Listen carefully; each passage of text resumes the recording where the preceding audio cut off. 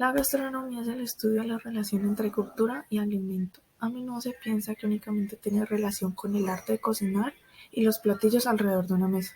Sin embargo, un gastrónomo puede adquirir diversas competencias en la historia natural, la física, la química, la cocina, el comercio y la política. En el fuego y la caza tenemos que al frotar dos pedazos de madera dura, el hombre en la prehistoria inventa el fuego.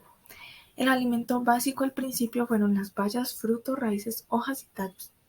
La cacería de grandes animales fue desapareciendo y el hombre empezó a domesticarlos y cercar animales herbívoros para su alimentación, siendo el perro y el reno los primeros domesticados. La agricultura fue desempeñada por mujeres que recolectaban semillas, hierbas silvestres y gramíneas. La primera máquina que evolucionó la agricultura fue el arado y los primeros cultivos de cereales fue el mijo, que es un tipo de maíz, la cebada, el trigo, que vienen de Asia Menor, Armenia y Siria. En Egipto se comían diferentes verduras, leche, queso y diversos pescados. En el Imperio hitita se cazaban grandes felinos y fueron precursores de los productos lácteos. En las civilizaciones se cultivaron diferentes frutos secos y frutas, y los hebreos, la bebida más importante era la leche de cabra y de oveja, y el cuaje de la leche de cabra se hacía en un pellejo de cabra, descubriendo así el odre. Civilización micénica, 1700 a 1050 a.C. La civilización de Creta proviene de la emigración de Asia Menor 7000 a.C. a partir de 3000 a.C. Fueron un pueblo pacífico de navegantes que aprendieron de las culturas de Egipto y de Oriente.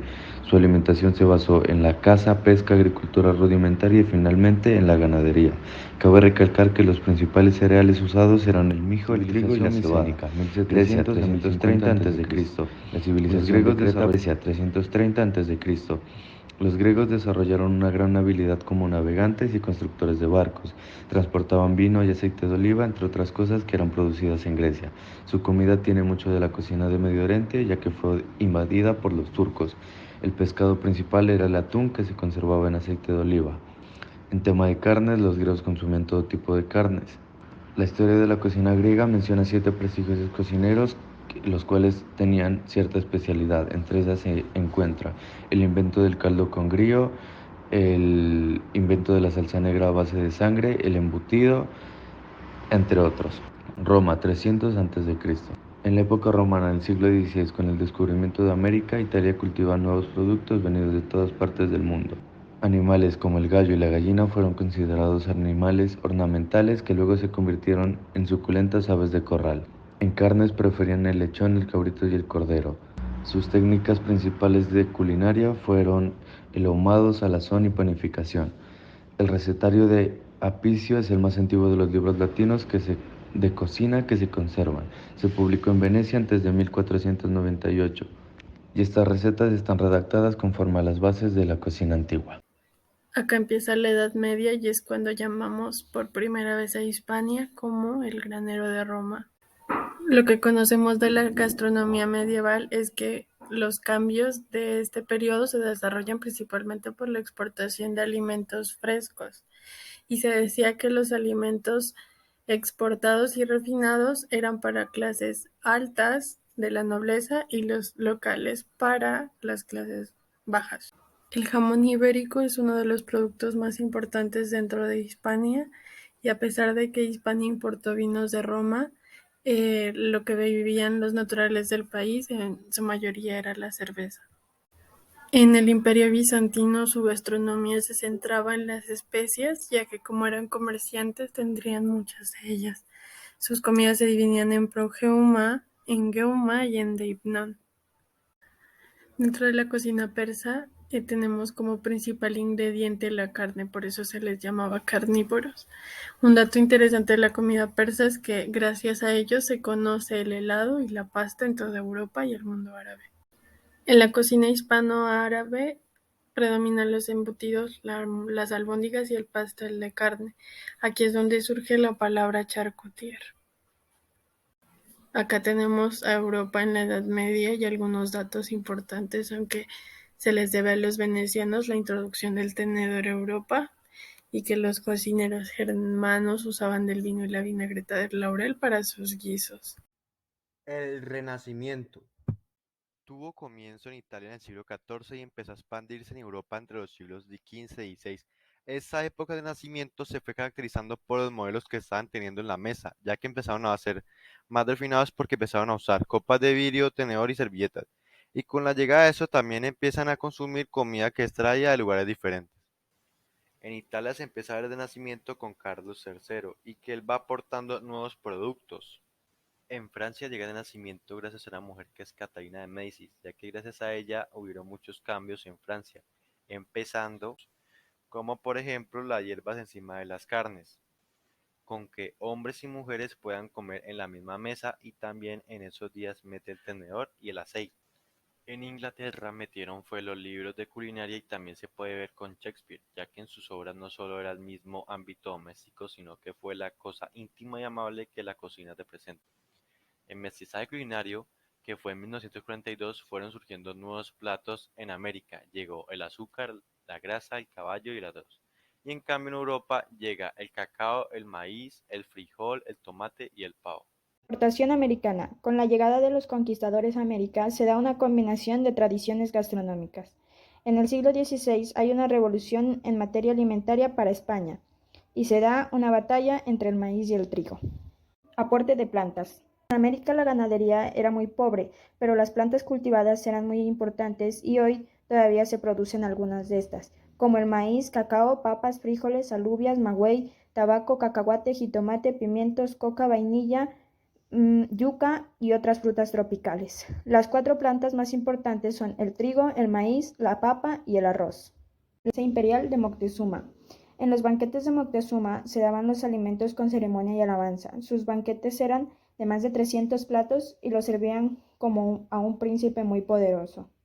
Esto no se hacía porque Moctezuma fuera un glotón, sino porque era una tradición de su pueblo. Cocina de las Austrias. Se da a partir del año 1500. Durante este siglo se lleva a cabo una cocina barroca, porque había abundancia de todo, incluyendo las aportaciones americanas. Cocina barroca. Esta era una ceremonia donde había pan, vinos, salsas y además se arreglaba con tapices, muebles y vajillas de cerámica. Cocina europea. En esta hubo un gran cambio donde se refinó y el lujo se introdujo, transformándola en una exquisita y espléndida. Francia de los Luises. Empezó por Enrique IV. Este gobernó desde 1553 hasta 1610. Siguió Luis XIII, el cual era de buen comer y hábil cocinero. Gobernó Luis XIV desde 1638 hasta 1715. Este fue uno de los reyes más importantes de Europa. Después gobernó Luis XV desde 1723 hasta 1774. En esta época comienza la Ilustración. Cocina los mariscales. Transformación de la cocina feudal a algo refinado. Durante este periodo, los mariscales son los que gobiernan. Gastronómicamente hablando, sus hechos se convierten en costumbres para el pueblo. Ya en el siglo XVI se puede afirmar que es el siglo de la cocina francesa, donde aparecen muchos platillos refinados. En esta época el reino sufrió una gran sequía y se perdieron casi todas sus cosechas.